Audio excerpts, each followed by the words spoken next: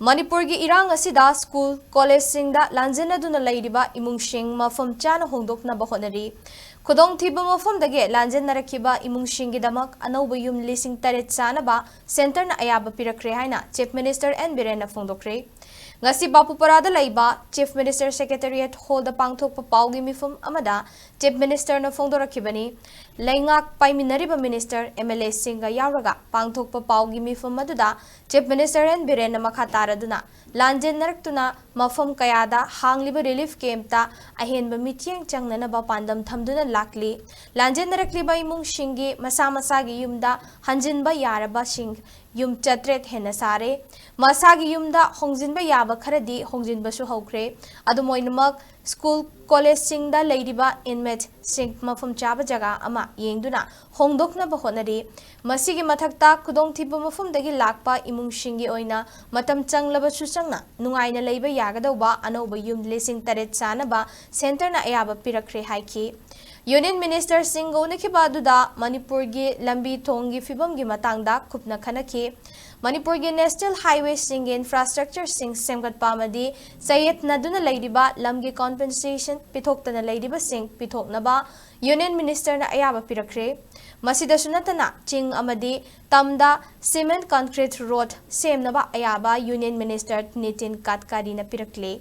Chingi district headquarter ganakna na leiba kilometer nipan dagi taramathoi shangba lambisu cement concrete road ta onthoklagani loina na cyclone rimat amadi thokiba ising ichauna maramoiduna lambi kaya chatpa yadana leiriba sisu nongi fibam fagalakpaga athuba matamda semnana bahonaragani haiki Manipur asi Sanaba khotnabagi lamda ahenba meeting changbaga loinana anauba stadium ama lupa crore chaniga kun changna sananaba lamyeng bahaure stadium asi Manipur da sung soy dana shana bahonaragani achangba sales center na pitaraklagani haiki Lakadauri baningol chako bama di Diwali ge wangoidana internal displaced person singda mioi amada lupa lising amamam piragani amadi leiga ki thabak tauriba singi thagi tolop pithoknaba sem saduna leiri haina Chief Minister Nongthoma Biren makata ki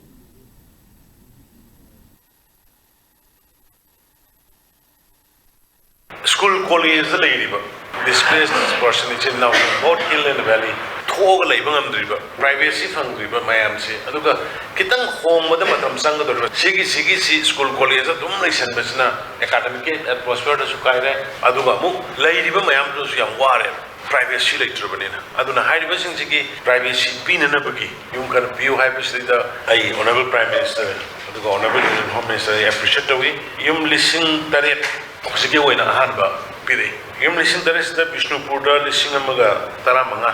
affected areas in the Sandil, the Samaga Tramato, Soshan put the Lising of the song put Tramato, Imphal is the Samaga Tramari, Imphal West the Sunny Kunmanga, Zilibam, the Hanori, cannot regulate the Katsing the Lising Amaga, Sunny Taratlet, Kamzong the Budraga Mari, Kampo Lising of Sanipan,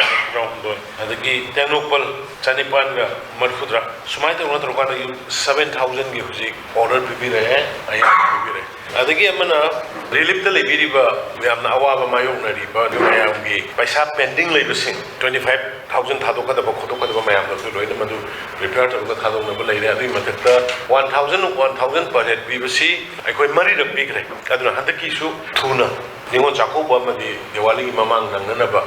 mipum mamamda imung da nate ko person mamda lising mon thadopodo madu ma thadok sarani adu government gi employee gisu tolo pencil Torgo Mayamdu, Queen Warga Lapur, Antonina, Madugidu Kragadosh, Madin Pangabana, Menes or Kanda, by 31st, before 31st, a Quisiki, Tolo, Ne pencil, Shishu, Hadona, Begi, ready later.